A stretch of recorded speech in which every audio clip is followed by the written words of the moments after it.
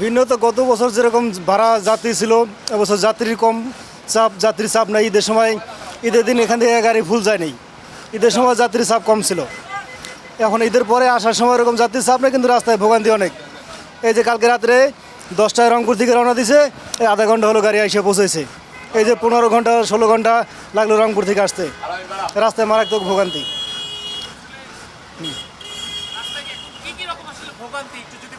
ভোগান্তি বলতে যমুনা সেতুর গোড়ায় ওখানেই জামটা বেশি, ওখানেই 6 ঘন্টা লাগছে শুধু সেতু পার হইতে। সেতু পার হইতে 6 ঘন্টা সময় লাগছে।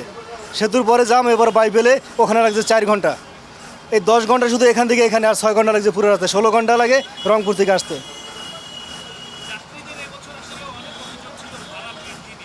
হ্যাঁ, না ওইরকমভাবে বৃদ্ধি নেওয়া হয় নাই। গত বছর যেরকম ভাড়া ডাবল হয়েছে, এবছর ভাড়া ডাবল হয়নি।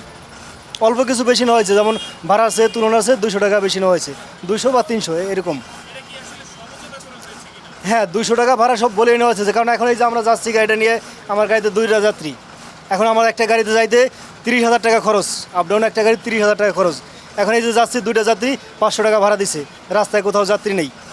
এখন এই যে যাওয়ার যে খরচটা, এটা মেকআপ হয় না।